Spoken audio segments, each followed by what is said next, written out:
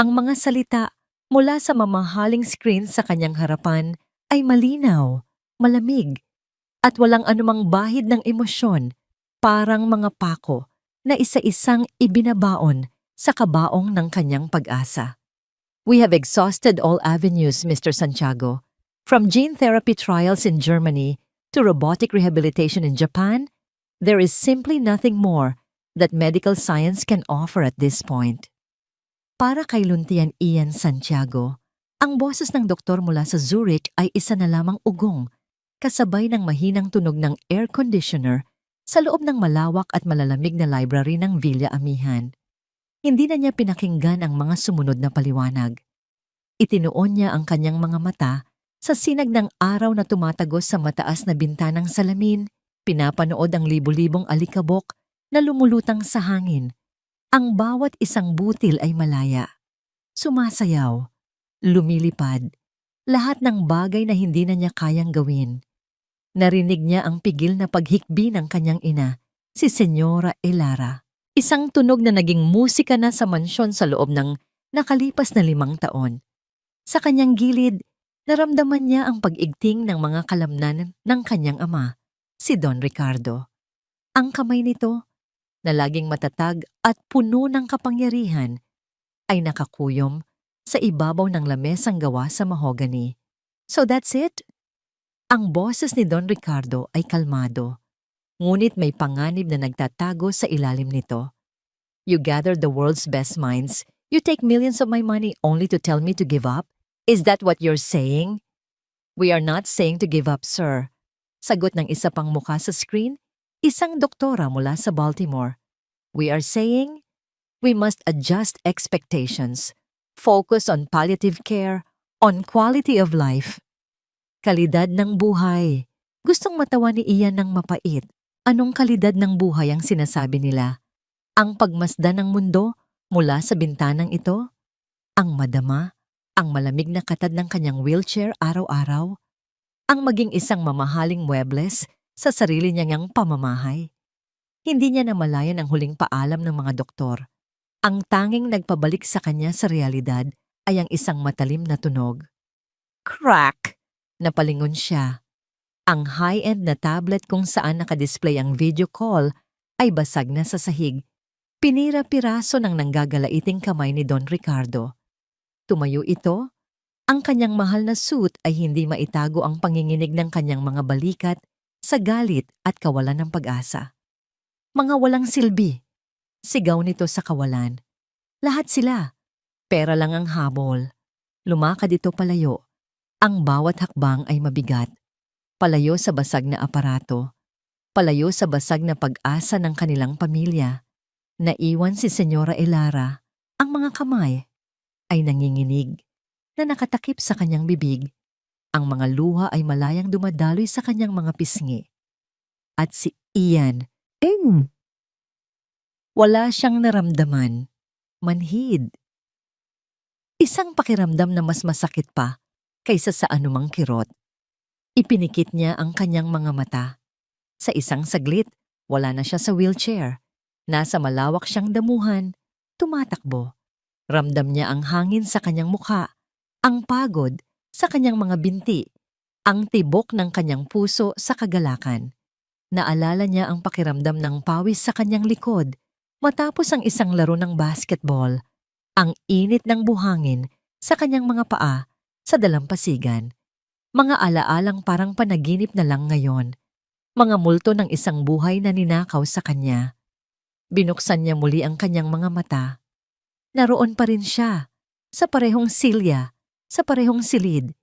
Isang bilanggo sa sarili niyang katawan. Dahan-dahang lumapit sa kanya ang kanyang ina. Hinaplos nito ang kanyang buhok, ang mga daliri nitong nanginginig. Anak, bulong nito. Basag ang boses. Magdasal tayo. Ang Diyos lang ang... Hindi nito natapos ang sasabihin. Muli itong napahikbi at nagmamadaling lumabas ng silid patungo marahil sa pribadong kapilya ng mansyon kung saan ginugugol nito ang halos buong araw. Naghahanap ng himala sa mga imaheng gawa sa bato at kahoy. Naiwan si Ian sa katahimikan. Siya na lang at ang mga alikabok na malayang sumasayaw sa hangin. Ilang minuto o marahil ay oras ang lumipas bago may kumatok ng marahan sa pinto. Pumasok ang kanilang mayordomo, si Mang Anselmo, na nakayuko at puno ng paggalang. "Senyorito Ian," sabi nito sa mahinang boses, may bisita po kayo." Ipinadala raw po siya ng tiyahin ng senyora na si Tia Milagros. Hindi sumagot si Ian. Wala siyang pakialam. Marahil ay isa na namang faith healer o kung sino mang manggagansyo na ipinadala ng kanyang mga kamag-anak sa probinsya. Ang pangalan niya po ay Diwa, na nadiwa daw po. Bago pa man makatanggi si Ian, pumasok na sa silid ang babaeng tinutukoy ni Mang Anselmo.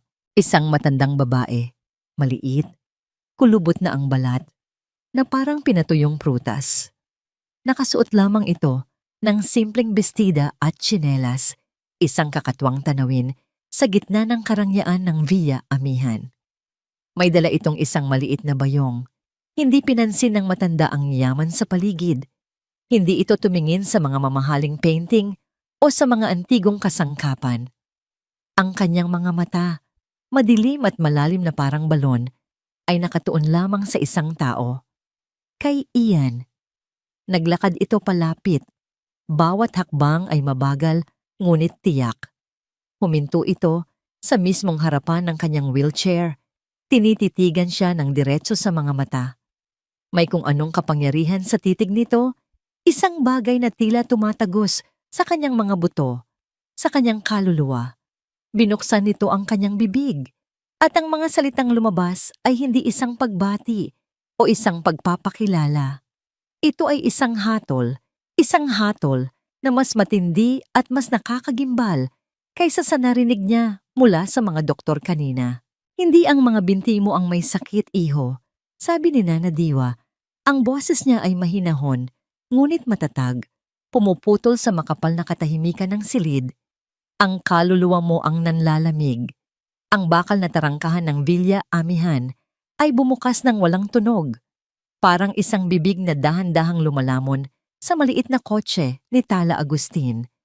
Habang tinatahak niya ang mahabang daan na nalalatagan ng puting graba, hindi niya maiwasang mamangha. Ang mansyon ay hindi lang malaki. Ito ay isang palasyo, isang monumento ng yaman at kapangyarihan na tila kinuha mula sa isang lumang pelikula. Ang mga hardin ay perpektong-perpekto.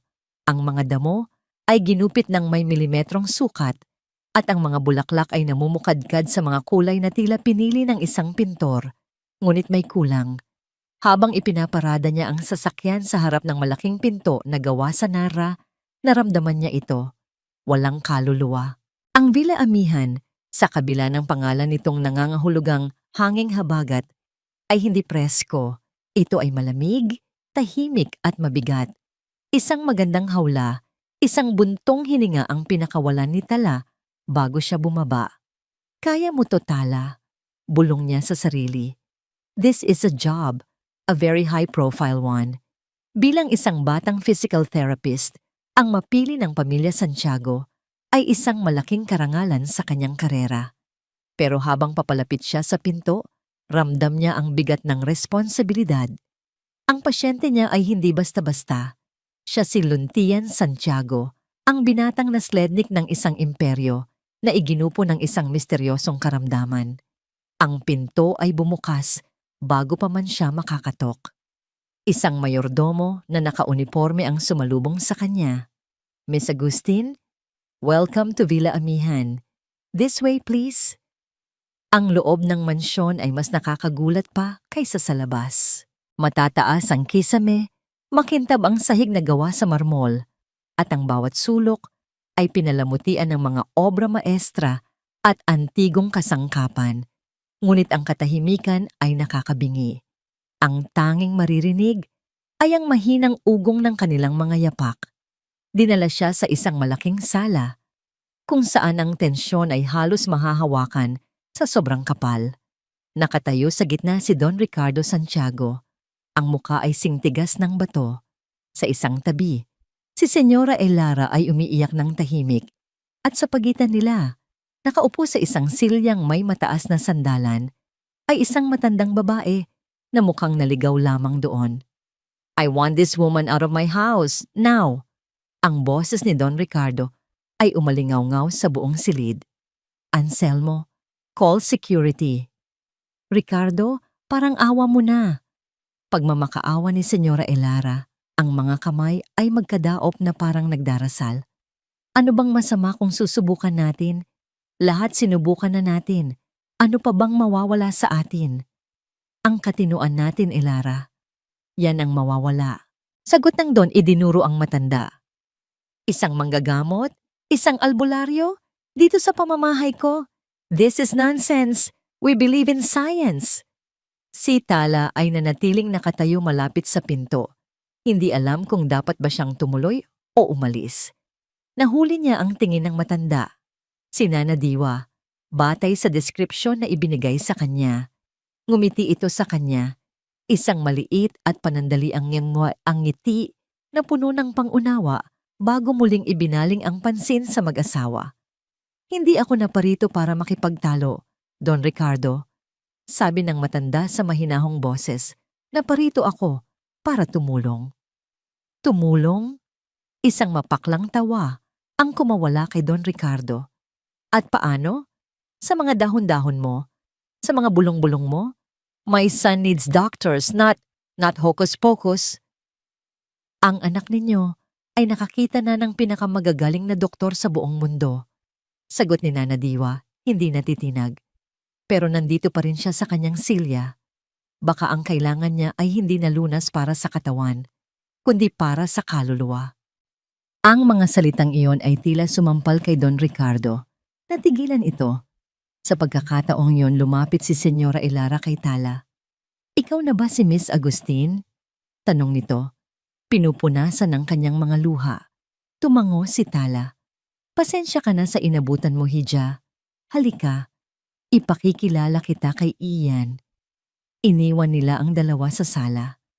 Habang naglalakad sila sa pasilyo, narinig pa ni Tala ang huling salita ni Don Ricardo. "1 month. I'm giving you 1 month. Kung walang mangyari, ako mismo ang magtatapon sa iyo palabas ng mga tarangkahang yan."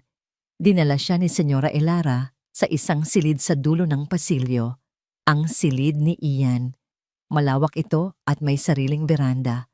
Puno ng pinakamodernong kagamitan para sa kanyang kondisyon. At sa gitna ng lahat, nakaupo sa kanyang high-tech na wheelchair ay si Luntian Santiago. Mas gwapo ito sa personal kaysa sa mga litrato, ngunit ang kanyang mga mata ay walang buhay. Ang kanyang mukha ay isang blankong maskara.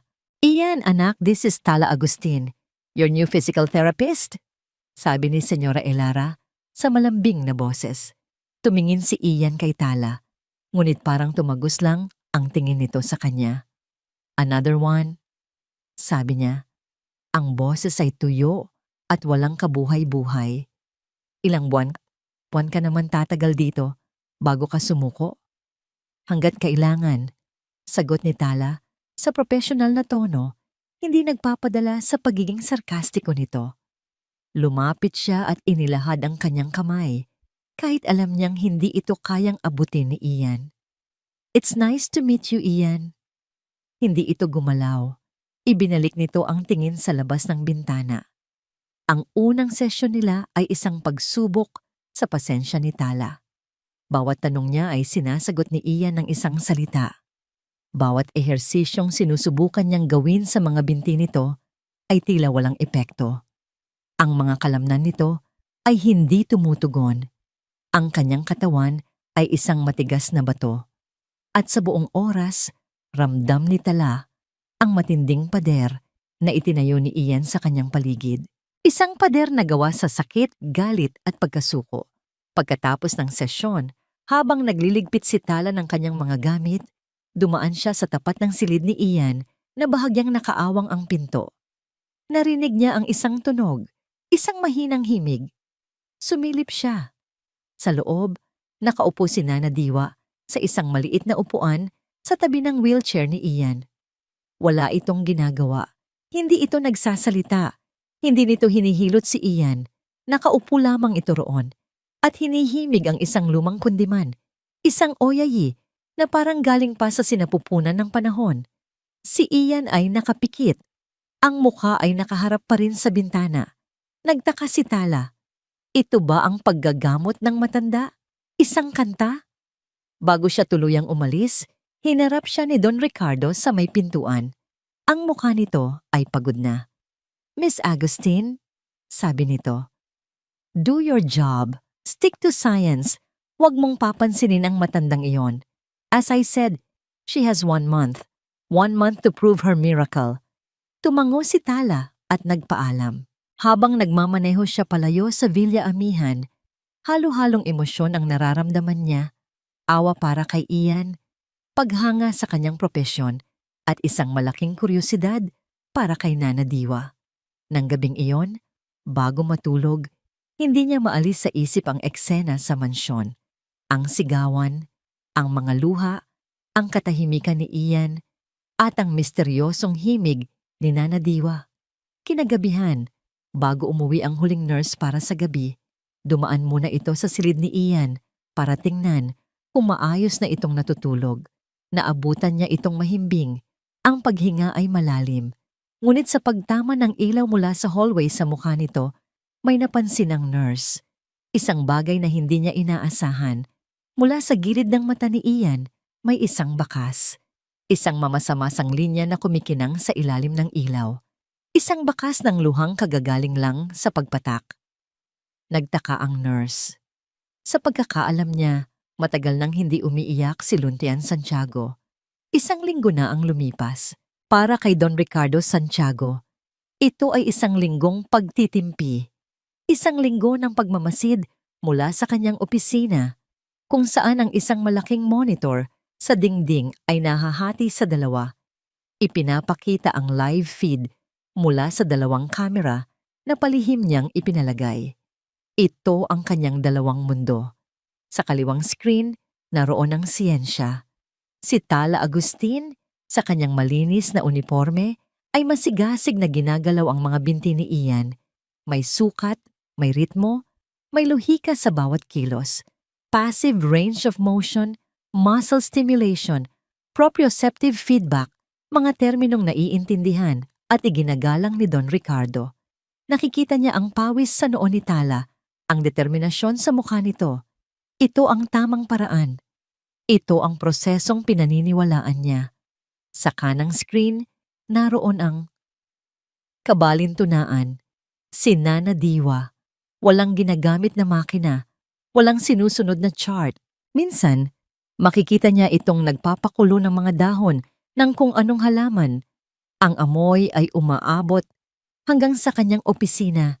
Isang amoy ng probinsya na hindi nababagay sa kanilang mansyon. Minsan, naghahanda ito ng isang palangganang may maligamgam na tubig at dahan-dahang binabasa ang mga paa ni Ian. At kadalasan, nakaupo lang ito roon, katulad ng unang araw, at nagkukwento. Walang saysay. Isang malaking pag-aaksaya ng panahon, ngunit ipinangako niya kay Elara. 1 buwan. Kaya titiisin niya. Hindi na napigilan ni Don Ricardo ang sarili. Kinuha niya ang telepono at tinawagan ang isang numerong nasa speed dial. Soler! Sagot ng boses sa kabilang linya, matalas at puno ng kumpiyansa. Adrian, Ricardo here. Sabi niya. Ang mga mata ay nakatutok pa rin sa kanang screen. I just want to give you a heads up. My wife. She let a quack doctor into our home, an old woman from the province. Narinig niya ang isang mahinang tawa mula kay Dr. Soler. A faith healer, Don Ricardo. Not surprising. The desperate often turn to delusion. Don't worry, I'll handle it. I'll have my staff look into her. In the meantime, just make sure she doesn't give him any strange concoctions. Of course not. I'm watching her every move. Mariyang sagot ni Ricardo. Just keep an eye on the situation, Adrian. I don't like this. Consider it done. Sabi ng doktor bago ibaba ang tawag. Gumaan ng bahagya ang pakiramdam ni Don Ricardo. May kakampi siya sa katinuan. Ibinaling niya muli ang atensyon sa monitor Handa nang patayin ito para sa araw na yon, ngunit may pumigil sa kanya. Nagsimula na namang magkwento si Nana Diwa. Alam mo ba, iho? Narinig niyang sabi ng matanda sa pamamagitan ng maliit na speaker. Ang boses nito ay banayad na parang isang agos sa sapa. May isang ibon sa aming baryo noon. Ang pangalan niya ay Kanaway. Siya ang may pinakamagandang huni sa lahat. Ngunit isang araw, sa lakas ng bagyo, nabali ang kanyang isang pakpak. Tinitigan ni Don Ricardo ang mukha ng kanyang anak sa screen. Blanko pa rin, nakatingin sa malayo. Hindi na siya nakalipad, patuloy ni Nana Diwa. Naiwan siya sa isang sanga habang ang kanyang mga kasama ay lumilipad ng malaya sa kalangitan. Nalungkot si Kanaway. Akala niya wala nang silbi ang kanyang buhay. Hindi na siya makikita ng araw, hindi na niya mahahalikan ang mga ulap. Sa unang pagkakataon sa loob ng isang linggo, nakita ni Don Ricardo ang isang bahagyang pagbabago sa ekspresyon ni Ian. Isang kibot sa gilid ng labi nito. Lumapit siya sa monitor. Ngunit isang umaga, sabi ng matanda, sa sobrang lungkot niya, nagsimula siyang humuni. Inihuni niya ang lahat ng kanyang sakit, ang kanyang pangungulila sa kalangitan at ang mga taga-baryo ay napatigil. Ang kanyang huni ay mas maganda pa kaysa dati. Mas malungkot, oo, pero mas puno ng damdamin. Hindi man niya naabot ang langit sa pamamagitan ng kanyang mga pakpak, naabot naman niya ang mga puso ng lahat sa pamamagitan ng kanyang awit. Natapos ang kwento. Katahimikan. Tinitigan ni Nana Diwa si Ian. At si Ian, dahan-dahan, ay ibinaling ang tingin mula sa bintana, patungo sa matanda. At noon, nangyari iyon. Ang kamera na nakatutok sa paanan ni Ian ay nakahuli nito. Isang maliit, halos hindi mapansing galaw. Ang hinlalaki sa kanang paa ni Ian ay kumibot na pati imbagang si Don Ricardo. Imposible? Mabilis niyang kinuha ang mouse at ni-rewind ang recording. Pinanood niya muli. Mabagal. Naka-zoom in. Walang duda. Ito ay isang kusa at malinaw na paggalaw. Hindi isang muscle spasm na pamilyar na sa kanya. Ito ay isang reaksyon. Bumalik siya sa live feed. Nakita niya ang mga mata ng kanyang anak. Ang mga matang iyon na sa loob ng 5 taon ay parang natuyot na lawa. Ngayon ay may bahagyang kislap. Isang maliit na ningning ng, pag-asa. Isang pamilyar na takot at isang dayuhang pag-asa ang nag-aagawan sa dibdib ni Don Ricardo. Ang lahat ng kanyang pinaniniwalaan, ang lahat ng sinabi ng siyensya ay biglang nayanig ng isang maliit na pagkibot ng daliri sa paa. Kasabay ng pagyanig na yon, tumunog ang intercom sa kanyang lamesa. "Sir," sabi ng kanyang sekretarya, "Dr. Adrian Soler is here to see you." Hindi po siya nakaschedule. Bago pa man siya makasagot, bumukas ang pinto ng kanyang opisina. Pumasok si Dr. Soler. Ang tindig ay matikas, ang mukha ay seryoso. Dala nito ang isang aura ng awtoridad na medikal na laging nagpapanatag kay Don Ricardo, ngunit hindi ngayon. "Ricardo?" sabi ni Dr. Soler. Ang mga mata ay diretso at matalim. "I came as soon as I could. I'm here to protect my patient from any dangerous practices." Tumingin si Dr. Soler sa monitor sa dingding, sa imahe ni Nana Diwa na mahinahong hinahaplos ang kamay ni Ian. Nagdilim ang mukha ng doktor. "And I think," dagdag nito, "it's time I personally met this healer." Ang pagdating ni Dr. Adrian Soler ay parang isang malamig na hangin na biglang pumasok at nagpatay sa ningas ng kandila. Nakita ni Tala kung paano ito nag-march sa papasok sa silid ni Ian, kung saan mahinahong nag-aayos si Nana Diwa ng mga sariwang bulaklak sa isang florera. Kasunod nito si Don Ricardo, ang mukha ay nagpapakita ng halong pag-aalala at pag-asa. "Good afternoon." Bati ni Dr. Soller, ngunit ang tono nito ay hindi bumabati. Ito ay humahamon. I am Dr. Adrian Soller, Luntian's primary neurologist. And you are?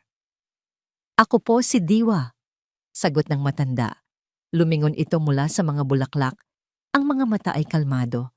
Naglakad paikot si Dr. Soller. Ang kanyang mamahaling sapatos na katad ay lumilikha ng tunog sa sahig na marmol. Sinuri niya si Nana Diwa, mula ulo hanggang paa, na parang isang kakaibang specimen. I see. And what exactly is your methodology, Miss Diwa? I've reviewed my patient's chart. I see no accredited therapeutic license, no medical background. So what is it that you do? Pray? Chant?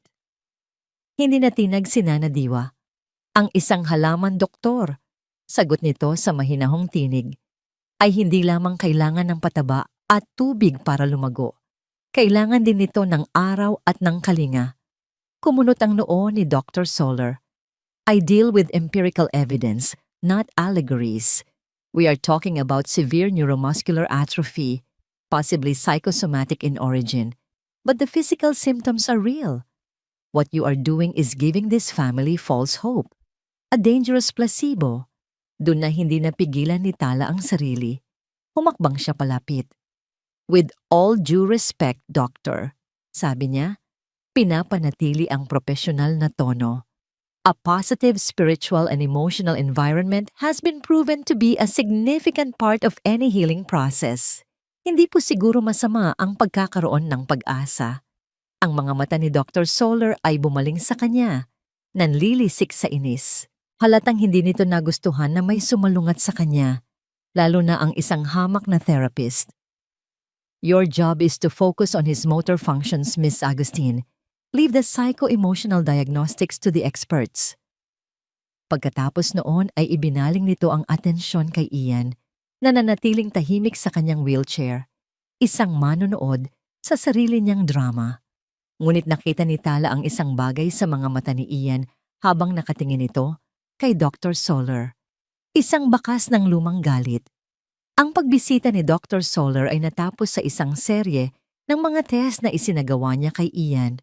Mga test na walang ipinakitang bagong resulta.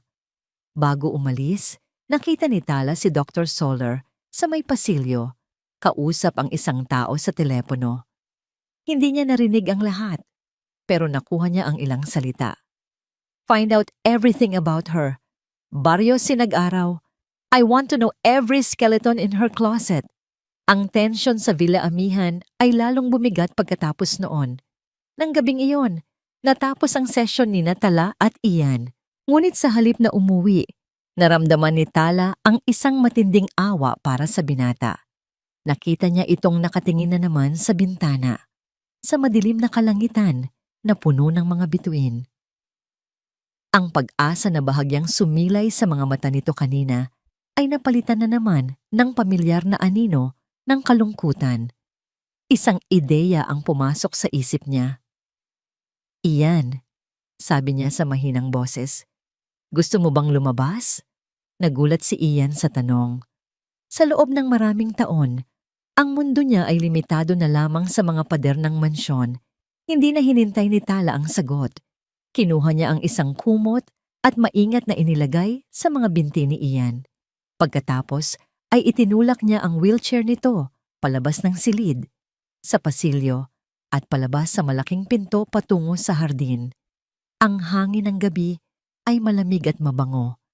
May amoy ng dama de noche. Ang tanging liwanag ay mula sa buwan at sa libu-libong mga bituin. Ang katahimikan ay kaaya-aya. Sinisira lamang ng tunog ng mga kuliglig. Itinigil ni Tala ang wheelchair sa gitna ng damuhan. Tumayo siya sa tabi nito. Pareho silang nakatingala sa langit. Matagal silang walang imik. Pagkatapos, nagsalita si Ian. Ang boses ay halos pabulong. Naiinggit ako sa kanila, sabi nito. Kanino?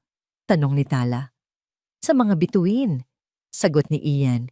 Hindi inaalis ang tingin sa kalangitan. Malaya sila. Nakikita nila ang buong mundo, samantalang ako hanggang dito na lang. Naramdaman ni Tala Ang kirot sa mga salitang iyon, hindi ito ang sarkastikong si Ian na nakilala niya noong unang araw. Ito ang totoong luntian, isang binatang puno ng pangarap na ikinulong sa isang katawang ayaw sumunod. Hindi siya nagsalita ng mga pampalubag loob, walang gagaling ka rin, o huwag kang mag-alala. Alam niyang sawang-sawa na si Ian sa mga yon. Sa halip, ginawa niya ang isang bagay na hindi niya inaasahan. Dahan-dahan, iniabot niya ang kanyang kamay at hinawakan ang kamay ni Ian na nakapatong sa armrest ng wheelchair. Malamig ang kamay nito, ngunit hindi niya ito binitawan. Nagulat si Ian sa ginawa niya. Tumingin ito sa kanilang magkahawak na kamay. Pagkatapos ay sa mukha niya. Sa ilalim ng sinag ng buwan, nakita ni Tala ang isang emosyon sa mga mata nito na hindi pa niya nakikita dati. Pagkalito, pasasalamat, at isang kislap ng paghanga. Hindi ko maipapangako sa iyo ang mga bituin, Ian, sabi ni Tala sa tapat na boses. Pero maipapangako ko sa iyo ito, hindi kita susukuan, nandito lang ako.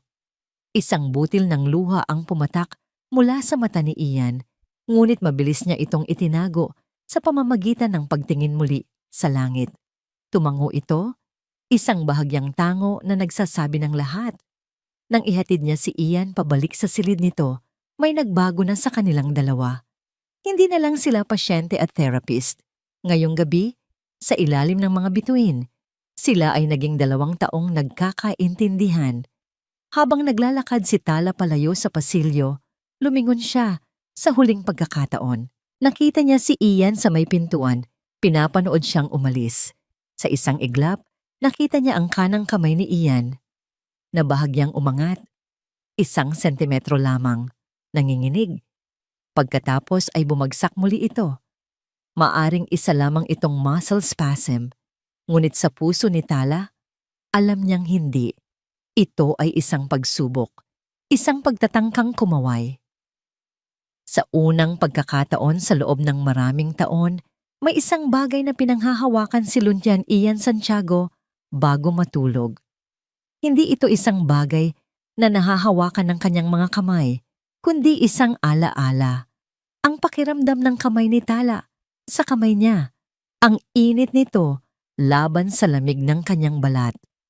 Ang alaala ng mga bituin at ang pangako sa kanyang mga mata.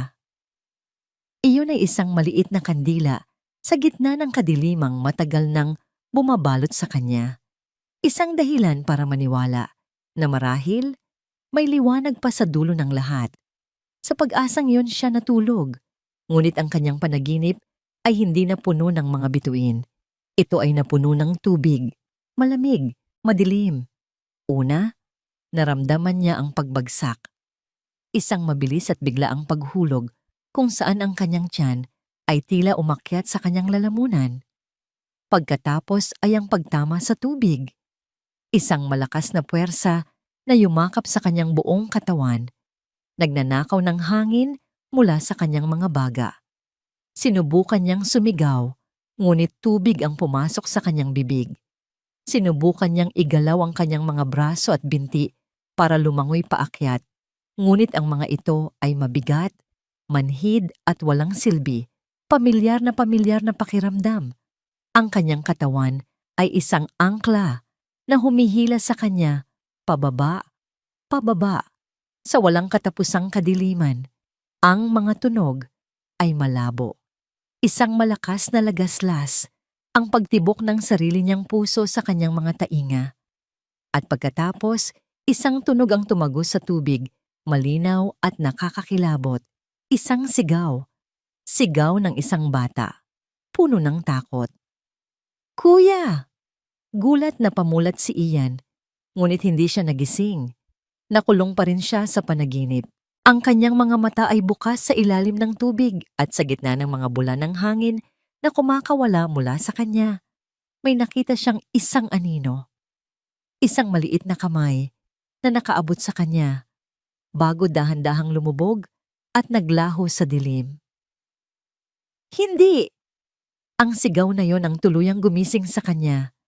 Napabalikwas siya ng upo.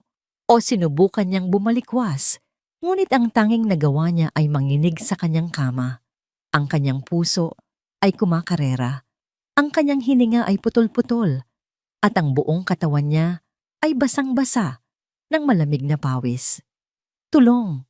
Sigaw niya, hindi dahil sa sakit, kundi dahil sa matinding takot na hindi niya maintindihan.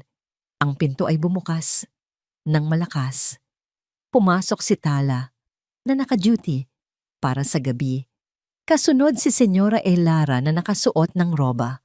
Ang kanilang mga mukha ay puno ng pag-aalala. Iyan, anong nangyari? Tanong ni Tala.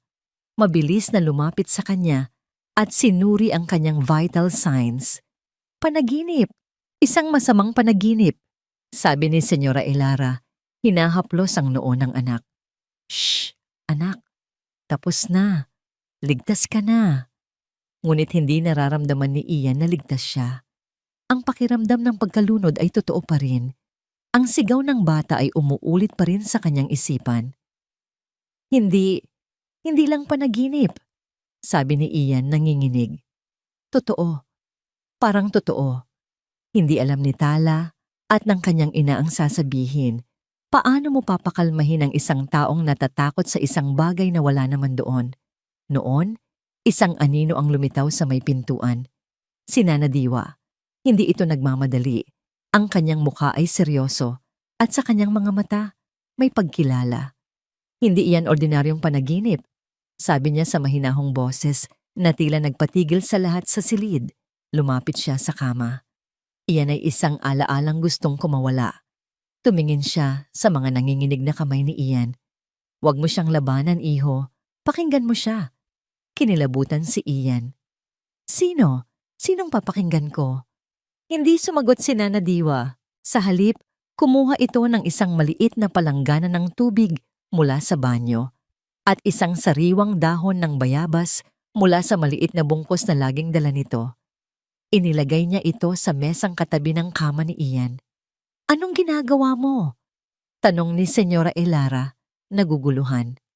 Pinapakalma natin ang tubig, sagot ni Nana Diwa. Isinawsaw niya ang dahon sa tubig at nagsimulang magsalita. Hindi kay Ian, kundi sa palanggana. Alaala, bulong nito. Huwag kang matakot. Huwag kang manakot. Dahan-dahan, magpakita ka ng dahan-dahan. Pinanood ni Tala ang ginagawa ng matanda. Bilang isang babae ng siyensya, dapat ay hindi siya naniniwala dito.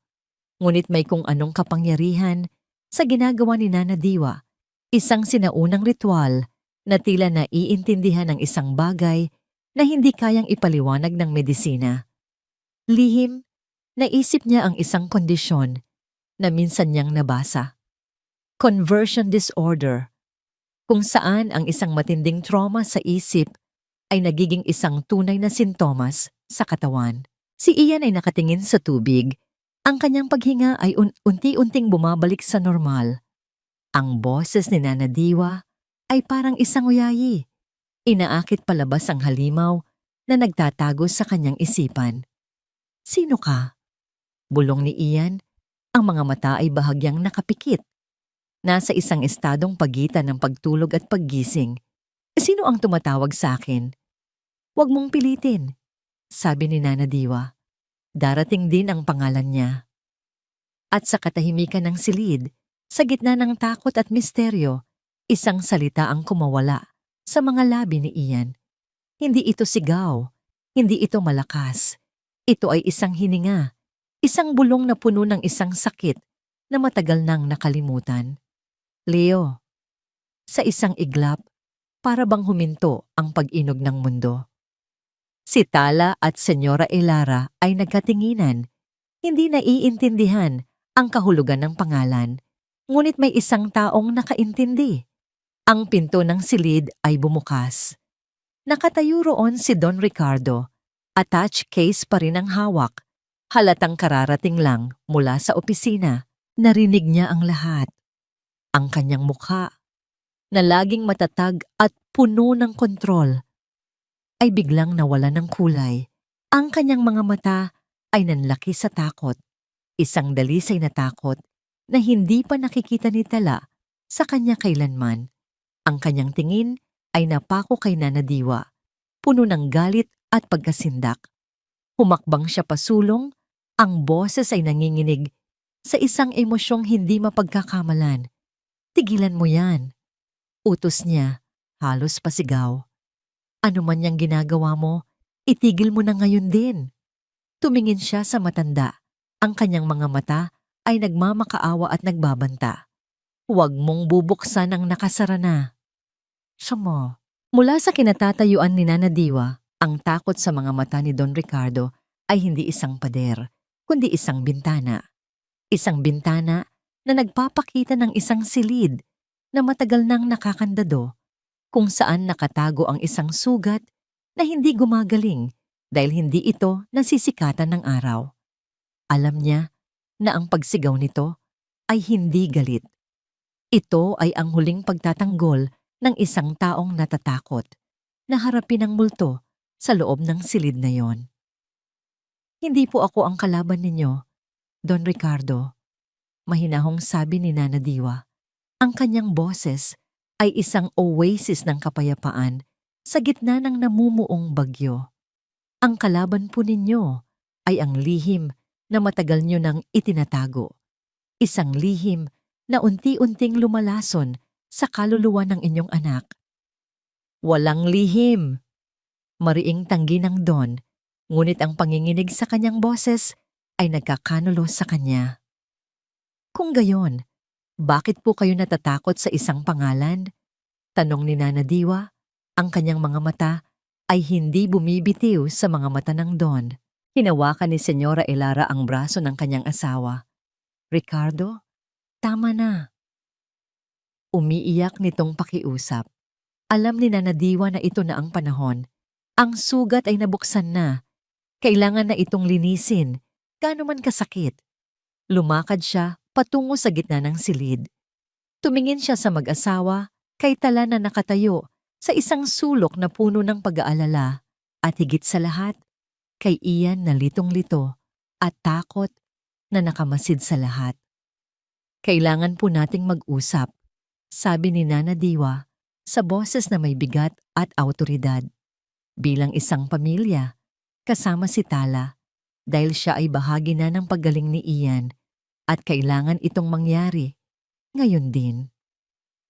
Walang sino man ang tumutol. Ang kanyang mga salita ay may bigat na hindi matatanggihan. Nagtipon sila sa malawak na library, ang parehong lugar kung saan ibinigay ang huling hatol ng mga doktor. Ngunit ngayon, ang hatol ay hindi na manggagaling sa siyensya. Ito ay manggagaling sa nakaraan. Umupo si Nana Diwa sa tapat ni na Don Ricardo at Senyora Elara. Si Tala ay tumayo sa likod ng wheelchair ni Ian. Ang mga kamay ay nakahawak dito na parang isang angkla. Don Ricardo, Senyora Elara, panimula ni Nana Diwa. Ang katawan ni Ian ay isang hawla, ngunit hindi ang sakit ang rehas. Ang rehas ay gawa sa isang alaalang hindi niya maalala, ngunit nararamdaman ng kanyang kaluluwa araw-araw. Tiniim ni Don Ricardo ang kanyang bagang. Nagsimulang humikbi ng malakas si Senyora Elara.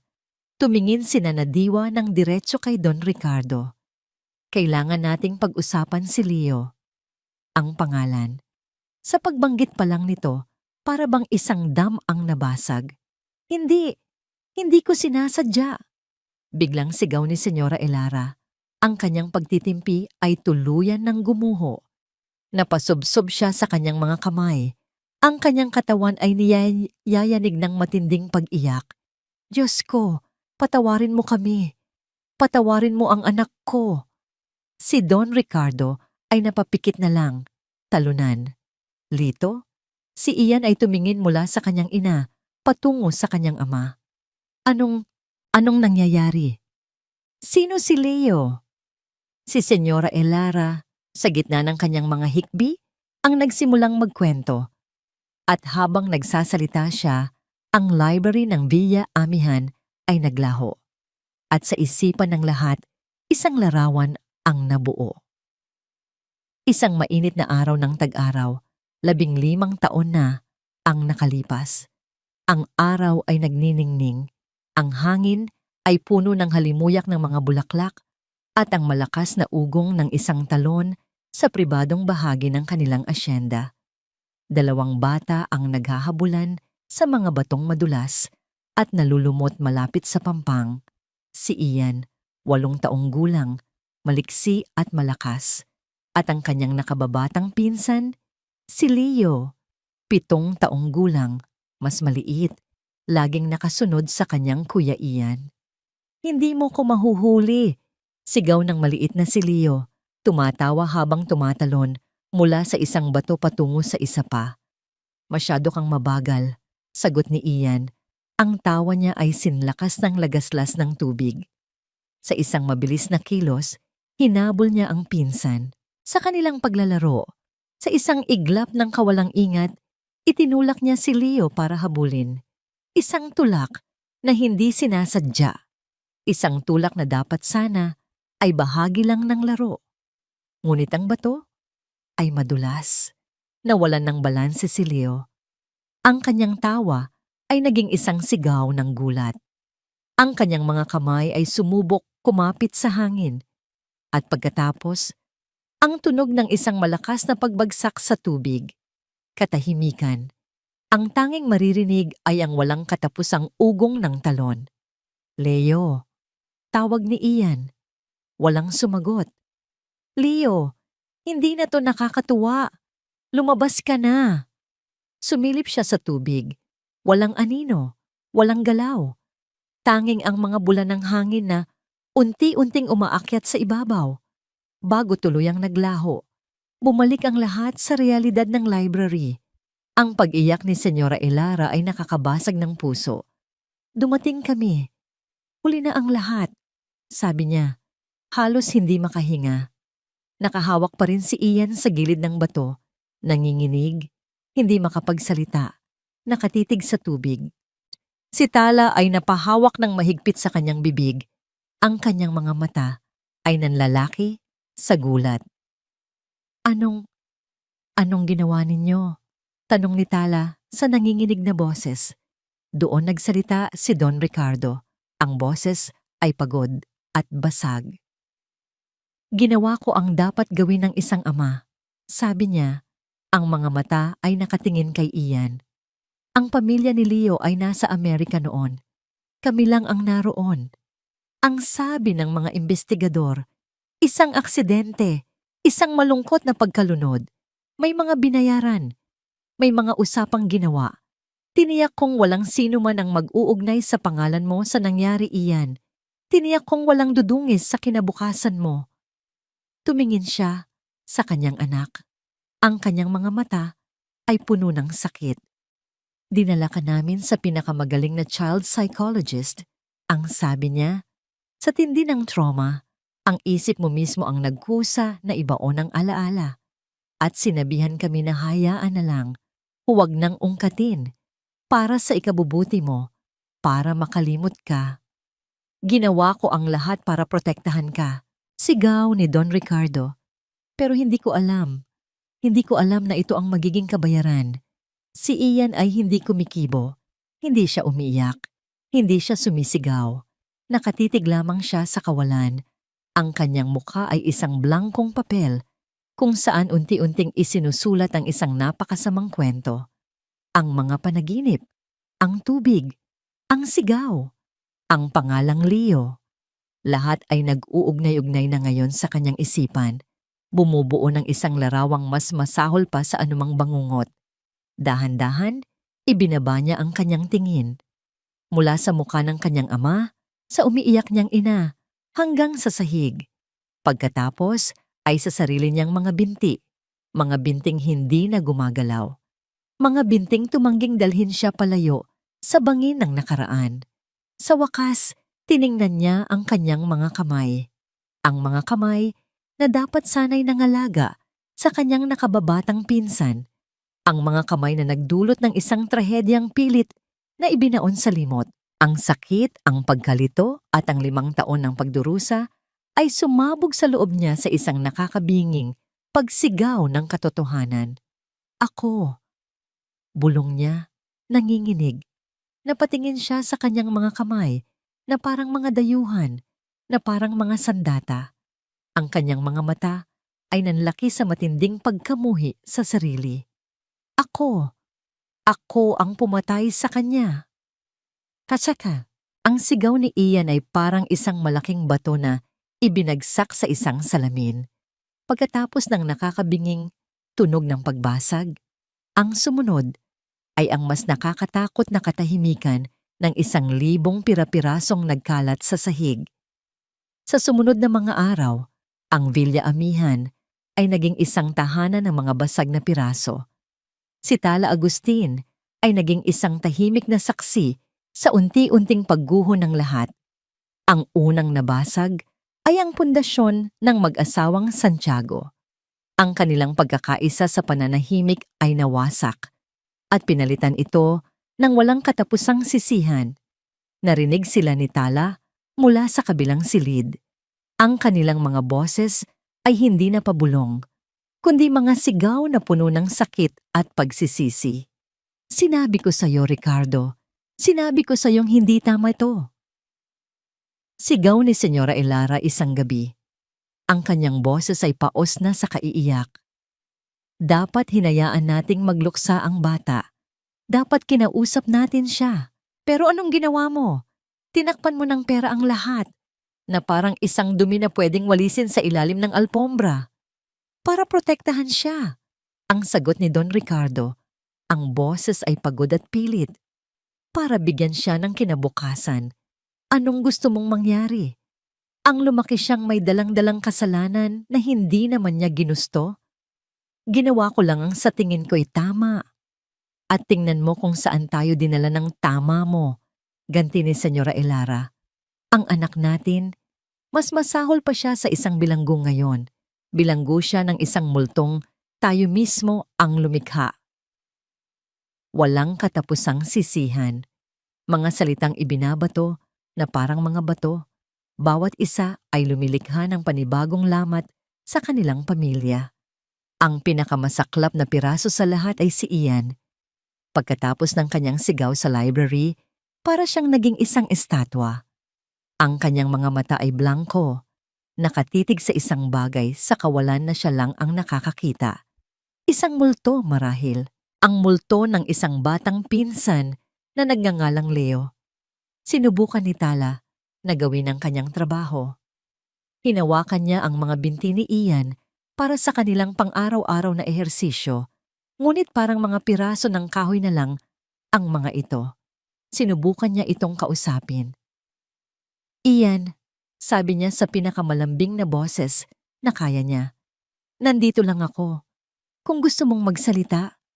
Ngunit si Ian ay hindi tumutugon. Ang kanyang mga mata ay walang buhay. Para siyang isang bahay na nilisan na ng lahat ng nakatira. Walang ilaw, walang tunog, walang sino man sa loob. Sa mga sandaling iyon, naramdaman ni Tala ang kanyang sariling kawalan ng silbi. Anong magagawa ng physical therapy para gamutin ang isang durog na kaluluwa?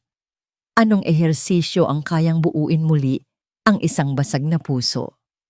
Isang hapon, nakita niya si Nana Diwa na tahimik na nakaupo sa hardin, naghihimay ng mga dahon ng malunggay. Nilapitan niya ito. Ang puso niya ay puno ng kalituhan. Hindi ko na po alam ang gagawin ko, Nana. Pag-amin ni Tala, umupo siya sa tabi nito. Parang mas lalo siyang lumala. Tumingin sa kanya si Nana Diwa. Ang mga mata nito ay puno ng pag-unawa. Hija, sabi nito, kapag ang isang buto ay nabali at naghilom ng mali, ano ang ginagawa ng doktor? Nag-isip si Tala. Kailangan pong baliin ulit para mailagay sa tamang-tama. Tumango si Nana Diwa. Ganoon din ang kaluluwa. Ang kaluluwa ni Ian ay naghilom ng baluktot sa loob ng 15 taon sa paligid ng isang kasinungalingan. Ngayon, nabali itong muli. Masakit, magulo. Ngunit ngayon pa lang talaga magsisimula ang tunay na paghilom. Ang mga salitang iyon ay nagbigay ng kakaibang kapayapaan kay Tala. Sa sandaling iyon, Ang lahat ng kanyang pagdududa sa matanda ay naglaho. Nakita niya hindi ang isang albularyo, kundi ang isang manggagamot ng kaluluwa. Ngunit habang ang pag-asa ay nagsisimulang tumubo sa puso ni Tala, isang bagyo naman ang namumuo sa labas ng Villa Amihan. Sa sobrang pag-aalala, tinawagan ni Tala si Dr. Adrian Soler. Kailangan niyang ipaalam dito ang bagong development. Umaasang baka may maitulong ang psychiatrist na kakilala nito. Dr. Soler, sabi niya sa telepono, may mahalaga po akong sasabihin tungkol sa kondisyon ni Ian. It's psychological, all of it. Narinig niya ang isang mapang-uyam na tawa sa kabilang linya. Talaga, Miss Agustin? At nahulaan mo yan dahil sa tulong ng matandang mangkukulam na yan? Huwag kang mag-alala. Alam ko na ang lahat. Anong ibig niyong sabihin? Naguguluhang tanong ni Tala. Kailangan niya ng tulong. Ang kailangan niya ay mapalayo sa mga mapanganib na impluensya. Putol ni Dr. Soler sa kanya. At mayroon na akong sapat na ebidensya para patunayan iyon. Bago pa man makasagot si Tala, ibinaba na nito ang tawag. Samantala, sa isang maliit na bayan sa probinsya ng Laguna, isang nurse na pinadala ni Dr. Soler ang kausap sa telepono ng kanyang amo. Nakatayo siya sa labas ng isang maliit na tindahan sa baryo Sinag-araw. Yes, sir. Nakausap ko na po ang ilang matatanda rito. Sabi ng nurse, ang boses ay nanginginig ng bahagya. May madilim na kwento po tungkol sa kanya. Mga 20 taon na ang nakalipas. May isang batang lalaki na nasa ilalim ng kanyang pangangalaga. Namatay po ang bata. Sir, bigla na lang. Pagkatapos noon, umalis si Diwa sa baryo. Marami po ang nagsasabing tinakbuhan niya ang kanyang kasalanan. Sa kanyang opisina sa Maynila, isang ngiti ang sumilay sa mga labi ni Dr. Adrian Soler, isang ngiting malamig at puno ng tagumpay. Ito na ang bala na kailangan niya. Magaling, sabi ni Dr. Soler sa telepono. Ang kanyang mga mata ay nakatingin sa isang larawan ni Luntian Santiago. Oras na para tapusin ang palabas na ito. Kamomo, para kay Dr. Adrian Soler, ang mundo ay isang malaking chessboard. Ang mga tao ay mga piyesa at siya ang grandmaster na laging nag-iisip ng 10 hakbang na nauuna. Ang kanyang propesyon ay hindi lamang trabaho. Ito ay isang sining ng paggamit ng lohika, datos at siyensya para talunin ang pinakakomplikadong kalaban sa lahat, ang karamdaman ng tao. At si Nana Diwa? Para sa kakanya, ang matanda ay hindi isang piyesa. Isa itong langaw na umuugong sa paligid ng board, nakakainis at nakakagulo sa perpektong laro na kanyang binuo. Hawak ang isang manipis na folder na kulay kape. Pumasok si Dr. Soler sa Villa Amihan na parang isang general na papasok sa teritoryo ng kalaban. Ang kanyang lakad ay may kumpiyansa, ang kanyang mamahaling suit ay tila isang baluti, at ang laman ng folder ay ang kanyang sandata. Hindi niya kailangang magpa-appointment. Sa mga panahong ganito, siya ang gumagawa ng patakaran. Natagpuan niya si Don Ricardo sa library. Nakaupo sa dilim, napapaligiran ng mga aklat na hindi na niya binabasa. Isang baso ng alak ang nasa tabi nito, hindi pa nababawasan. Ang makapangyarihang Don Ricardo Santiago ngayon ay mukhang isang haring nawalan ng kaharian. Isang perpektong target. Ricardo, sabi ni Dr. Soler, ang kanyang boses ay may halong awtoridad at pekeng pakikiramay. Nag-angat ng tingin ng Don, ang kanyang mga mata ay pagod. Adrian, what is it now? Inilapag ni Dr. Soler ang folder sa makintab na lamesa. Ang tunog nito ay umalingaw-ngaw sa katahimikan. Naparito ako dahil nag-aalala ako sa iyo, sa pamilya mo, at higit sa lahat, kay Ian. Binuksan niya ang folder. Sa loob ay may mga lumang newspaper clippings na nakalaminate, mga kopya ng police blotter, at mga sinumpaang salaysay na may pirma ng ilang residente ng baryo Sinag-araw. Nagawa ko na ang bagay na dapat ay ginawa natin sa simula pa lang, sabi ni Dr. Solar.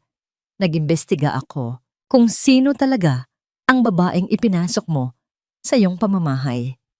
Itinulak niya ang isang newspaper clipping sa harap ni Don Ricardo, isang lumang balita mula sa isang lokal na pahayagan sa Laguna.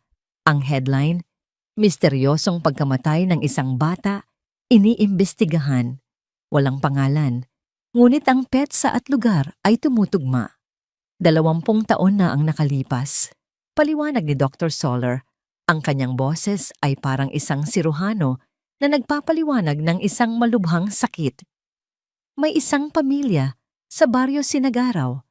Ang kanilang anak na lalaki ay may karamdaman na hindi maipaliwanag. Dinala nila ito sa isang hilot, isang manggagamot. Ang pangalan niya, Diwa.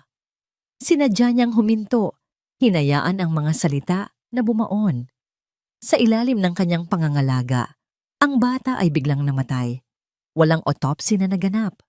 Ang sabi ng pamilya, kinuha na ng mga engkanto. Ngunit ang sabi ng mga kapitbahay, itinuro niya ang isang sinumpaang salaysay. May kakaibang halamang gamot na ipinainom si Diwa sa bata isang gabi bago ito namatay. Tinitigan ni Don Ricardo ang mga papel, ang kanyang mga kamay ay nagsisimulang manginig. Walang kasong isinampa, patuloy ni Dr. Solar, dahil sa impluensya at takot. Ngunit isang bagay ang malinaw. Pagkatapos ng insidenteng iyon, biglang naglaho si Diwa. Iniwan niya ang kanyang baryo. Tumakas siya, Ricardo. At ngayon, narito siya sa iyong bahay, ginagawa ang kanyang mga ritual sa iyong sariling anak. Bawat salita ni Dr. Solar ay isang laso na nadahan-dahang gumagapang sa isipan ni Don Ricardo.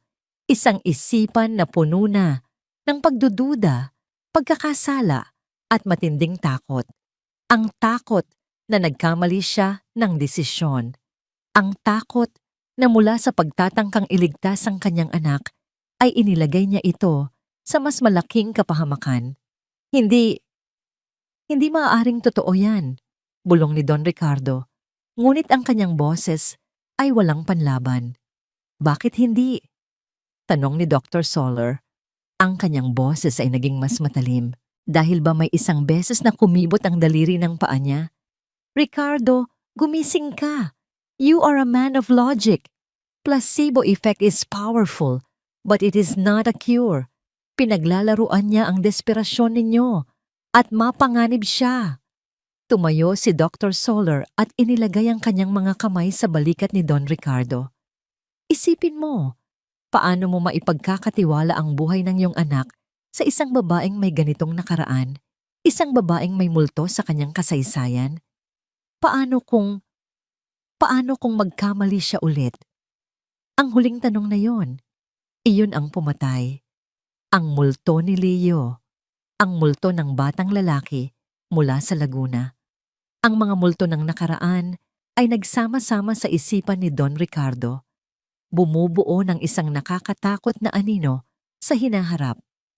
Ang kanyang pananampalataya na sinliit lamang ng butil ng mustasa ay tuluyan ng nadurog.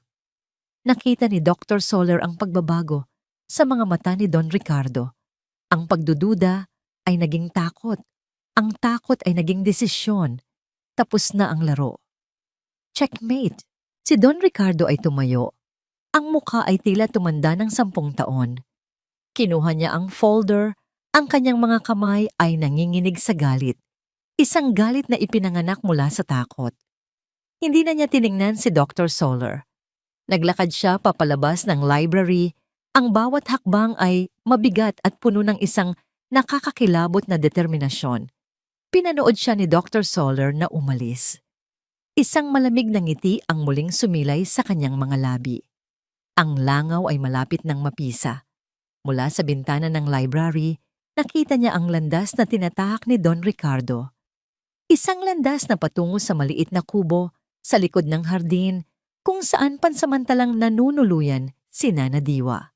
Nang bumukas ang pinto ng kubo, Alam na ni Dr. Soller kung ano ang susunod na mangyayari. Mula sa kanyang silid, narinig ni Luntian Ian Santiago ang sigaw ng kanyang ama. Hindi ito ang karaniwang sigaw ng galit o pagkadismaya. Iba ito. Mayroon itong talim, mayroon itong lason. Ito ang sigaw ng isang taong nasukol ng sarili niyang takot. Sinunggaling! Ang salitang yon ay parang kulog na yumanig sa buong Villa Amihan, mas malakas pa sa namumuong bagyo sa labas. Agad na sinundan ito ng isa pang sigaw, mas malakas, mas puno ng pait. Manloloko! Sinubukan ni Ian na igalaw ang kanyang wheelchair palapit sa bintana, ngunit ang kanyang mga braso ay tila napako sa pagkagulat.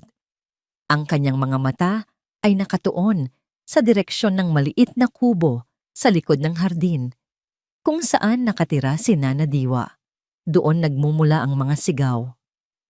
Ipinagkatiwala ko sa iyo ang anak ko. Pinapasok kita sa pamamahay ko. At ito ang isusukli mo sa akin? Isang kasinungalingan? Narinig niya ang tunog ng isang bagay na inihagis at nabasag.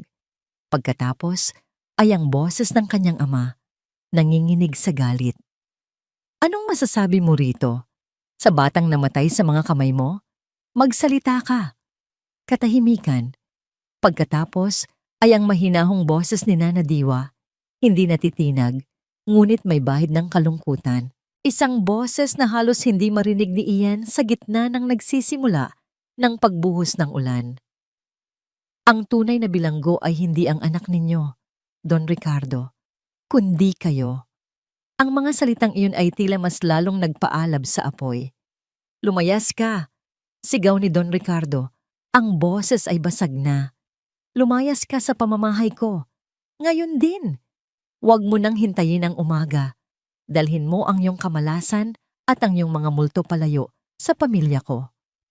Kasabay noon, nakita ni Ian si Tala na tumatakbo palabas ng mansyon, walang payong, patungo sa kubo.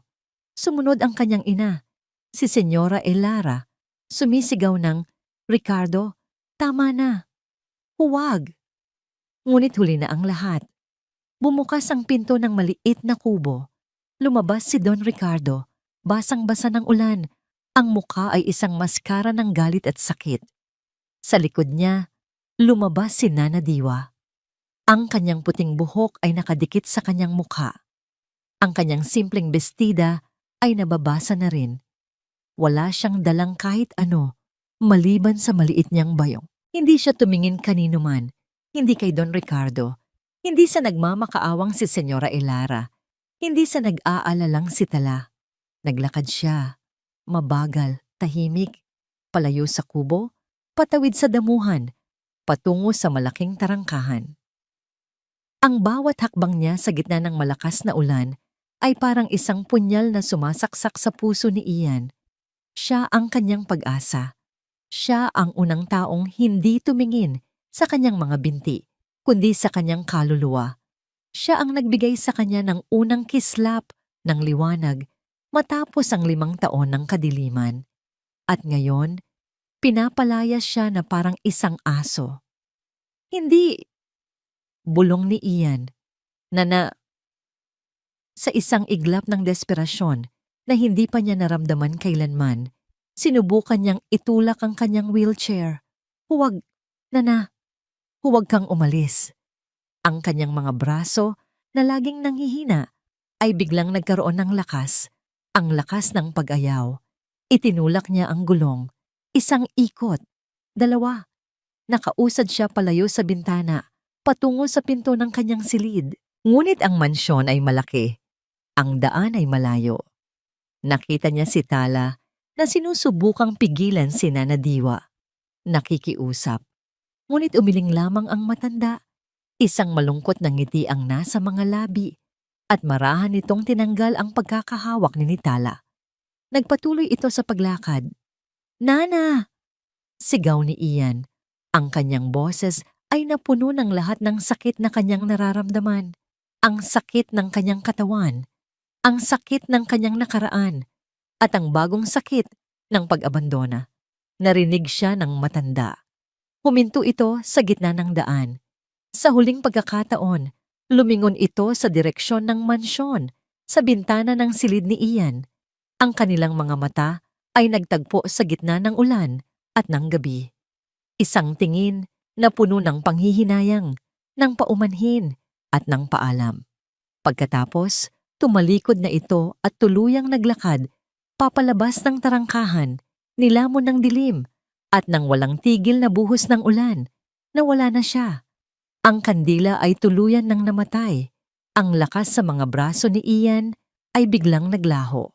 Ang kanyang mga kamay ay bumagsak sa gilid ng wheelchair. Ang kanyang sigaw ay naging isang mahinang ungol ng pagkatalo. Pagkatapos, katahimikan. Isang nakakabinging katahimikan na mas malakas pa kaysa sa sigawan kanina. Pumasok si Tala. Sa kanyang silid, tumutulo ang tubig mula sa kanyang buhok at damit. Ang kanyang mukha ay puno ng awa at pag-aalala. Ian? Simula ni Hia. Itinaas ni Ian ang kanyang kamay, isang kilos na pumipigil dito. Tumingin siya kay Tala, ngunit ang kanyang mga mata ay hindi na ang mga matang nakasama nito sa ilalim ng mga bituin. Ang mga mata niya ngayon ay malamig, matigas, kasing tigas ng bato. Ito na ang huling patak, ang huling pagtataksil, ang kanyang ama, ang kanyang pag-asa. Nawala ng lahat. Nawalan na siya ng tiwala sa siyensya, sa pananampalataya, sa pamilya, sa pag-ibig. Iwan niyo na akong lahat, sabi niya. Ang kanyang boses ay kalmado sa isang nakakatakot na paraan. Walang emosyon, walang buhay. Ito ay ang boses ng isang taong sumuko na. Ipinikit niya ang kanyang mga mata. Tinataboy ang nag-aalalang mukha ni Tala. Ang umiiyak niyang ina, ang anino ng kanyang ama. Ipinikit niya ang kanyang mga mata sa mundo. At sa kadiliman sa likod ng kanyang mga talukap, muli niyang narinig ang lagaslas ng tubig. At ang sigaw ng isang batang nagngangalang Leo. Ngunit ngayon, hindi na siya natatakot. Sapagkat sa gabing iyon, sa gitna ng ulan, si Luntian Santiago ay tuluyan ng nalunod. Ang mga sumunod na araw pagkatapos ng gabing iyon ay parang isang mahabang lamay. Ang Villa Amihan ay binalot ng isang katahimikang mas mabigat pa kaysa sa dati. Walang sigawan, walang iyakan. Tanging ang nakakabinging tunog ng kawalan.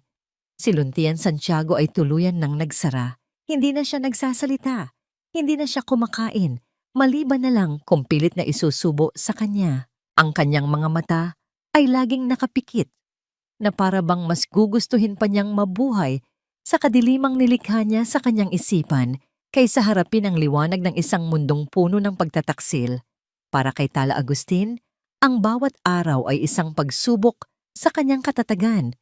Patuloy pa rin niyang ginagawa ang kanyang mga tungkulin, ang mga ehersisyo, ang pag-aalaga. Ngunit para na lang siyang nag-aalaga ng isang katawang walang kaluluwa. Masakit. Sobrang sakit na makita ang binatang minsan niyang nakausap sa ilalim ng mga bituin na ngayon ay isang anino na lang ng kanyang sarili. Dumating si Dr. Adrian Soler. Ang kanyang mukha ay isang perpektong maskara ng propesyonal na pag-aalala. Ito na nga ang sinasabi ko, sabi nito habang tinitingnan si Ian na hindi man lang kumurap sa kanyang presensya. A complete catatonic regression. The trauma from that woman's revelations was too much for his fragile psyche. Malinaw na hindi niya kaya ang mga pamamaraan ng matandang yon. May inilatag itong mga brochure sa lamesa, mga makintab na papel na nagpapakita ng mga larawan ng isang modernong pasilidad sa Switzerland. I've made arrangements, sabi ni Dr. Soler kay Don Ricardo at Senyora Elara. A long-term care facility, the best in the world. They specialize in cases like this. It's time to let the real experts handle him. Nakita ni Tala ang pag-aalinlangan sa mga mata ni Senyora Elara. Ngunit nakita rin niya ang pagod at pagsuko sa mukha ni Don Ricardo. Para sa Don, ito na marahil ang huling at tanging solusyon. Ipaubaya ang problema sa iba. Itago ito sa isang malayong lugar. Ngunit si Tala, habang nakatingin sa mukha ni Dr. Solar, ay may ibang nakita. Hindi pag-aalala, kundi tagumpay. Ang malamig na kislap ng isang manlalarong nanalo sa kanyang laro. At sa sandaling iyon, isang bagay ang nag-alab sa loob niya. Isang bagay na mas malakas kaysa sa kanyang pagiging profesional. Determinasyon at pag-ibig. Hindi, sabi ni Tala, napalingon ang lahat sa kanya. Hindi po siya pupunta kahit saan. Ulit ni Tala. Ang boses niya ay nanginginig sa simula, ngunit unti-unting tumatatag. Tumingin siya ng diretso kay Don Ricardo. Nagkamali po kayo, sir. Lahat tayo nagkamali. Pero ang pagpapadala sa kanya sa malayo, isa na namang pagtakas iyon, hindi paggamot. At ano ang solusyon mo, Miss Agustin? May pang-uuyam sa boses ni Dr. Solar. Ipagpapatuloy mo ang pag-unat sa kanyang mga binti hanggang sa bumalik ang kanyang kaluluwa? Hindi niya pinansin ng doktor. Ang kanyang mga mata ay para lamang kay Don Ricardo. Ang kailangan po niya ay ang bagay na ipinagkait sa kanya sa simula pa lang, sabi ni Tala. Ang katotohanan at ang pagpapatawad, at may isang tao lang na makakatulong sa kanya na mahanap iyon. Hindi na siya nagpaalam. Tumalikod siya at mabilis na lumabas ng silid ng mansyon. Alam niya kung saan pupunta. May isang address na ibinigay sa kanya si Mang Anselmo, isang address sa isang lugar na malayong malayo sa malamig na karangyaan ng Villa Amihan. Ang biyahe papuntang Barrio Sinagaraw ay isang paglalakbay sa ibang mundo. Ang malalapad na highway ay naging makikitid na kalsada. Ang mga nagtataasang gusali ay napalitan ng mga puno ng niyog at mga bukirin. Ang hangin ay naging mas sariwa, may amoy ng lupa at damo. Natagpuan niya ang maliit na bahay kubo ni Nana Diwa sa dulo ng isang maalikabok na eskinita. Isang bahay na simple, napapaligiran ng mga halaman at mga nakasampay na damit. Naabutan niya ang matanda sa harap ng bahay, nakaupo sa isang tumba-tumba, payapang nagtatanggal ng mga bato sa isang bilao ng bigas. Pagkakita nito kay Tala, isang malungkot na ngiti ang sumilay sa mga labi nito. Alam kong darating ka, Hija. Umupo si Tala sa isang maliit na bangko sa tabi nito. Ang puso niya ay puno ng mga salitang hindi niya alam kung paano sisimulan. Nana, sabi niya. Basag ang boses. Kailangan ka po niya. Ibinaba ni Nana Diwa ang bilao. Gusto ko siyang tulungan, pero hindi na ako pwedeng bumalik doon. Hindi dahil sa kanila, Nana. Dahil kay Ian, pakiusap ni Tala. Nawala na siya at natatakot ako na baka hindi na siya bumalik. Tumingin si Nana Diwa sa malayo, sa mga bukirin. Ang sabi nila, may multo raw ako sa aking nakaraan. Sabi nito sa mahinang boses. Totoo iyon. Sa unang pagkakataon, ikinuwento ni Nana Diwa ang nangyari 20 taon na ang nakalipas. Ang bata. Ang sakit nitong butas sa puso na hindi kayang gamutin ng siyensya noon, ang desperadong mga magulang at ang kanyang pagtatangkang gumamit ng halamang gamot para palakasin ang mahinang katawan nito.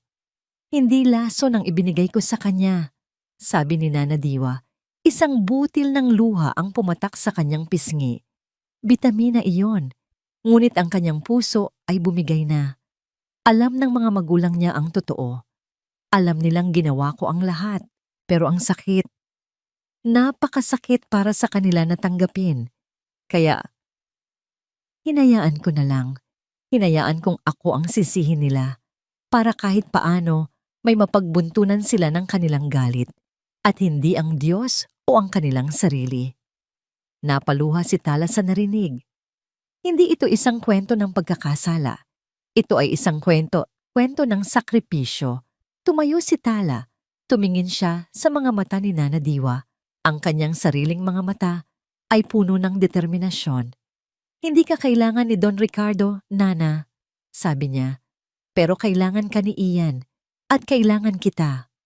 Samantala, sa Villa Amihan, isang bagay ang nangyari. Sa sobrang bigat ng kanyang dibdib, sinubukan ni Ian na abutin ang isang baso ng tubig sa kanyang bedside table. Ngunit ang kanyang mga kamay ay nanginginig at mahina. Nahagip niya ang isang bagay, isang silver na picture frame. Nahulog ito sa sahig.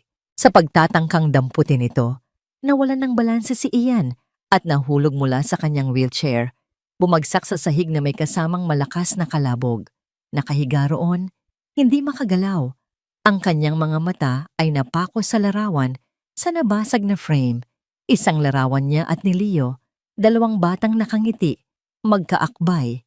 Ang nangiti ni Leo ay masaya at walang muwang. Ang nangiti niya ay ang nangiti ng isang mapagmahal na kuya. Tinitigan niya ang larawan at sa unang pagkakataon, ang naramdaman niya ay hindi takot, hindi galit, hindi pagkakasala. Ang naramdaman niya ay pagmamahal, isang matinding pagmamahal para sa pinsan na nawala. Isang matinding pangungulila at kasabay ng pagmamahal na yon, dumaloy ang isang bagay na matagal na niyang ikinulong, ang mga luha. Mga luhang hindi para sa sarili, kundi para kay Leo. Mga luhang malayang dumadaloy mula sa isang pusong sa wakas ay piniling muling tumibok. Ang sahig na gawa sa marmol ay malamig sa kanyang pisngi. Ang mga piraso ng bubog mula sa nabasag na picture frame ay kumikinang sa tabi niya na parang mga luha. At si Luntian Ian Santiago, sa kauna-unahang pagkakataon, ay hinayaan ang kanyang sariling umiyak. Umiyak siya para sa 7 taong gulang na si Leo, na hindi na nakita ang kanyang ika-8 kaarawan. Umiyak siya para sa 8 taong gulang na si Ian, na nawalan ng pinsan at ng sariling kamusmusan sa iisang araw. Umiyak siya para sa 15 taon ng kasinungalingan at katahimikan. At umiyak siya para sa 5 taon na pagkakakulong sa isang silyang de gulong na siya mismo, sa hindi niya namamalayan, ang lumikha. Sa gitna ng kanyang pag-iyak, narinig niya ang pagbukas ng pinto. Inaasahan niyang makita ang nag-aalalang mukha ng isang nurse o ang pagod na mukha ng kanyang ina. Ngunit ang nakita niya ay higit pa roon. Nakatayo sa may pintuan si Tala. Ang kanyang mga mata ay namumula rin, ngunit puno ng isang bagong determinasyon. At sa likod nito, isang anino na nagdala ng pamilyar na kapayapaan. Si Nana Diwa. Nagbalik siya. Kasabay ng kanilang pagdating, pumasok din si Dr. Soler, kasunod sina Don Ricardo at Senyora Elara. Handa na si Dr. Soler na ipatupad ang kanyang plano. Ngunit natigilan siya sa eksenang kanyang naabutan. Si Ian, nakahandusay sa sahig, at ang 2 babaeng pinakaayaw niya ay nagbalik. "Anong ginagawa ninyo rito?" tanong ni Dr. Soler. Ang boses ay puno ng pagbabanta. "Security! Palabasin ang mga—" "Wag!" Isang boses ang pumutol sa kanya. Lahat ay napalingon. Ang boses ay mahina, paos sa hindi paggamit at nanggagaling sa sahig. Nagsalita si Ian. "Huwag mo silang paalisin," sabi ni Ian. Dahan-dahang sinusuportahan ang sarili gamit ang kanyang mga siko. Si Tala at Nana Diwa ay mabilis na lumapit sa kanya. Tinutulungan siyang sumandal sa gilid ng kama. "Ricardo, tingnan mo ang ginagawa nila," sigaw ni Dr. Soler. "This is dangerous. He's unstable." Ngunit si Don Ricardo ay hindi na nakikinig sa doktor. Ang kanyang mga mata ay nakatuon lamang sa kanyang anak. Ang kanyang anak na sa wakas ay nagsalita muli. Ang kanyang anak na may luha sa mga mata, ngunit may bagong liwanag ng buhay. Tumingin si Ian sa kanyang ama. Ang galit na matagal niyang kinimkim ay wala na. Ang sakit ay naroon pa, ngunit may kasama na itong pag-unawa. "Papa," sabi ni Ian. Ang boses ay unti-unting lumalakas. Hindi ko po kasalanan." Ang mga salitang yon ay tumama kay Don Ricardo na parang isang kidlat. "Alam ko po na aksidente ang nangyari," patuloy ni Ian. Ang mga luha ay muling dumaloy. Pero dahil sa pagtago natin, Dahil sa paglimot, ginawa kong kasalanan, ginawa kong parusa. Tumingin siya sa kanyang mga binti. Ito ang parusa ko. Si Senyora Elara ay napasubsob sa pag-iyak. Ngunit si Don Ricardo, isang bagay ang nabasag sa loob niya. Ang pader ng pagmamataas, ng takot, ng maling proteksyon, ay tuluyan ng gumuho. Lumuhod siya sa harap ng kanyang anak. Isang bagay na hindi niya kailanman ginawa. "Patawarin mo ako, anak," sabi ni Don Ricardo. Ang boses ay basag na basag. "Patawarin mo ako. Sa aking takot, sa aking kahinaan, patawarin mo ako." Nag-iyakan sila, ama at anak. Isang pag-iyak na naghugas sa 15 taon ng sakit at kasinungalingan. Sa isang sulok, si Dr. Soler ay nanunood. Hindi makapaniwala. Ang kanyang perpektong laro ay gumuho sa isang iglap. Ang kanyang mga piyesa ay biglang nagkaroon ng sariling isip. Wala nang pumapansin sa kanya. Wala na siyang kapangyarihan dito. Tahimik at puno ng pagkatalo, si Dr. Soler ay tumalikod at naglakad palabas. Nilamon ng mga anino ng mansyon na minsan niyang sinubukang pagharian. Nang tumahan na ang lahat, tumingin si Ian kay Tala at kay Nana Diwa, ang dalawang babaeng naniwala sa kanya. Tulungan niyo ko," sabi niya. Ngumiti si Nana Diwa. "Matagal ka na naming tinutulungan, iho. Ngayon, oras na para tulungan mo ang iyong sarili." "Tumayo ka, Ian," sabi ni Tala.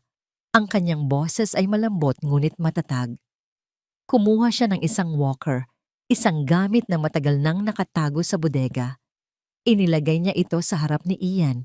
Tumingin si Ian mula sa walker patungo sa kanyang mga binti. 5 taon. 5 taong walang pakiramdam. Ngunit ngayon ay may nararamdaman siyang iba. Isang kuryente, isang panginginig, isang tawag. Hinawakan niya ang walker. Ang kanyang mga braso ay nanginginig sa bigat na hindi na nila nakasanayan. Si Tala ay nasa isang tabi niya. Si Nana Diwa ay nasa kabila. "Hindi ang mga binti mo ang magpapagalaw sa'yo, Ian," bulong ni Nana Diwa. Ang puso mong malaya na." Ipinikit ni Ian ang kanyang mga mata. Inisip niya si Leo, hindi na bilang isang multo, kundi bilang isang masayang alaala. Inisip niya si Tala. Ang init ng kamay nito sa ilalim ng mga bituin. At inisip niya ang kanyang sarili, malaya sa bigat ng kasalanan. Ginamit niya ang lahat ng kanyang natitirang lakas. Nagmula ito hindi sa kanyang mga kalamnan, kundi sa kanyang kaluluwa. Itinulak niya ang kanyang sarili, paangat. Ang kanyang mga binti ay nanginginig na parang dahon. Ang pawis ay tumutulo sa kanyang noo. Isang ungol ng hirap ang kumawala sa kanyang bibig. Ngunit hindi siya bumagsak. Sa unang pagkakataon sa loob ng 5 taon, si Luntian Santiago ay nakatayo. Nakatukod sa walker, nanginginig, ngunit nakatayo. Nagbukas ang mga mata niya at nakita niya ang umiiyak na mukha ng kanyang mga magulang. Nakita niya ang mapagmahal na mga mata ni Tala at pagkatapos, ginawa niya ang isang bagay na mas himala pa kaysa sa pagtayo. Ikinilos niya ang kanyang kanang paa. 1 pulgada. Pagkatapos ang kaliwa. 1 pa. Dahan-dahan, nanginginig. Bawat hakbang ay isang laban. Ngunit naglalakad siya. Papunta sa kanyang mga magulang, papunta sa kanyang bagong buhay. Nang makarating siya sa kanila, binitiwan niya ang walker at niyakap sila. Isang yakap na bumuo sa lahat ng basag na piraso ng kanilang pamilya. Sa gitna ng mga luha ng tagumpay, lumingon siya at tiningnan si Tala, ang babaeng hindi sumuko. "Tinuruan mo akong maglakad," sabi niya. Isang ngiti ang sumilay sa kanyang mga labi sa unang pagkakataon. "Pero tinuruan mo rin akong umibig." 1 taon ang lumipas. Ang dating malamig at tahimik na hardin ng Villa Amihan ay isa ng paraiso ng tawanan at pag-asa. Ang mga damong dating perpektong ginupit ay ngayoy may mga bakas na ng maliliit na paa. Ang hangin ay hindi na mabigat. Sa halip ay puno ito ng mga tinig ng mga batang naglalaro, ng tunog ng musika, at ng amoy ng pagkaing inihahanda para sa lahat.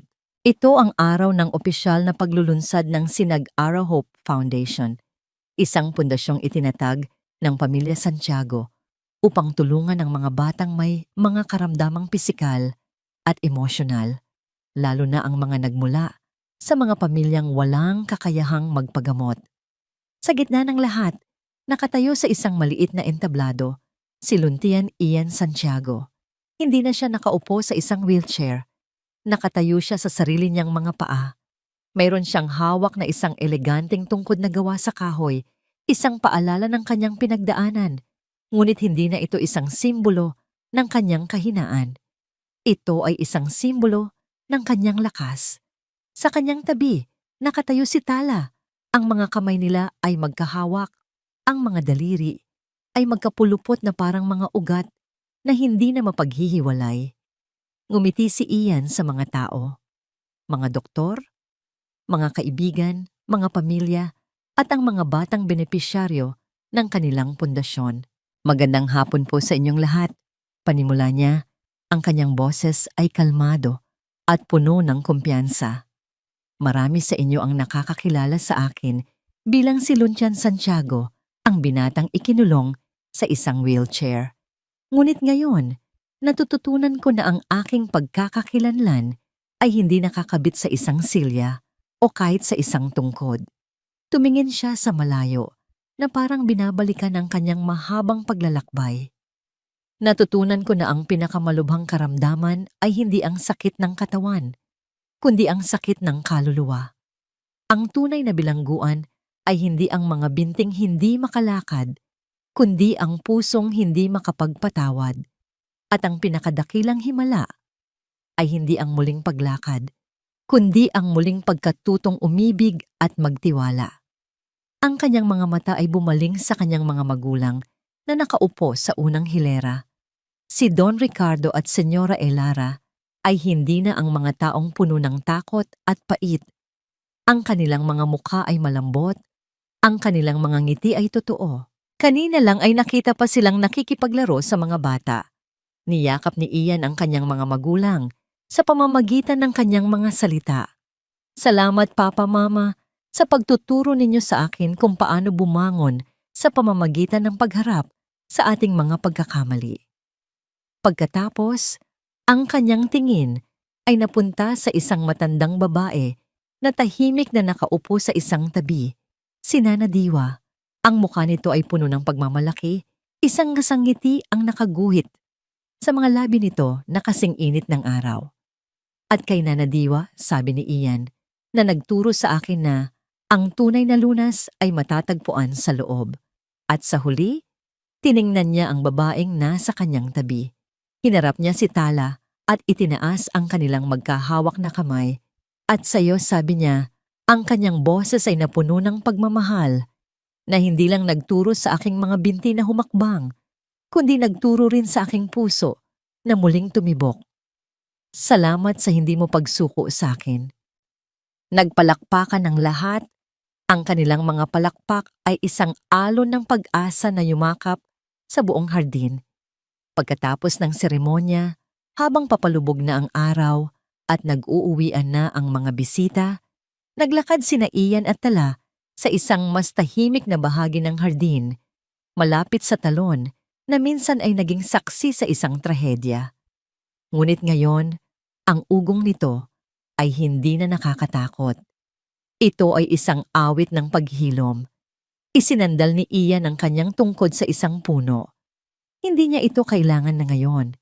Sa halip umakbay siya kay Tala, ang bigat niya ay sinusuportahan ng pagmamahal nito. 1 taon, bulong ni Ian. Parang kailan lang, dito sa hardin na to, naiinggit ako sa mga bituin. At ngayon? Tanong ni Tala, nakatingala sa kanya. Ngayon, sabi ni Ian, hinahawi ang ilang hibla ng buhok sa mukha ni Tala. Hindi ko na kailangang tumingala dahil ang pinakamaliwanag na bituin sa aking kalangitan ay nandito na sa tabi ko. Napangiti si Tala, isang nangiting nagliwanag pa kaysa sa papalubog na araw.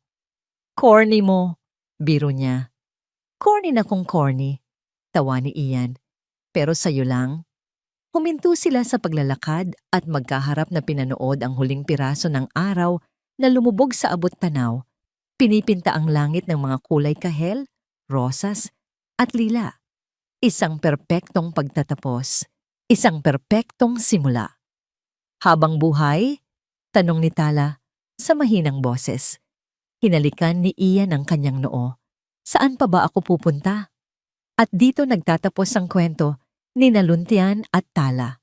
Mula sa kaibuturan ng aking puso, maraming salamat sa inyong walang sawang pagsama sa akin sa paglalakbay na ito. Ang pagsulat ng kanilang kwento ay hindi lamang isang trabaho, kundi isang paglalakbay din para sa akin.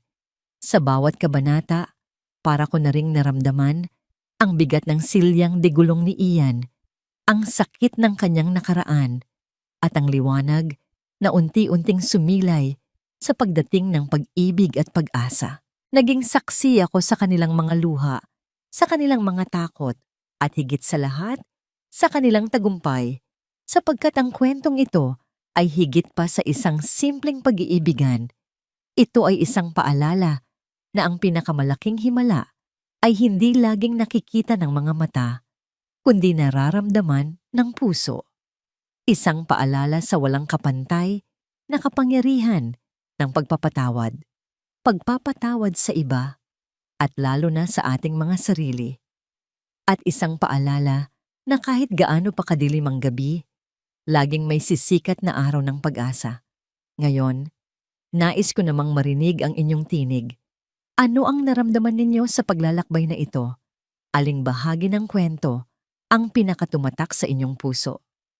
Hihintayin ko ang inyong mga saloobin sa comment section. Hanggang sa ating susunod na pagkikita sa panibagong kwento ng puso at damdamin. Nagpapasalamat at laging gumagalang, Kwentong Damdamin TV.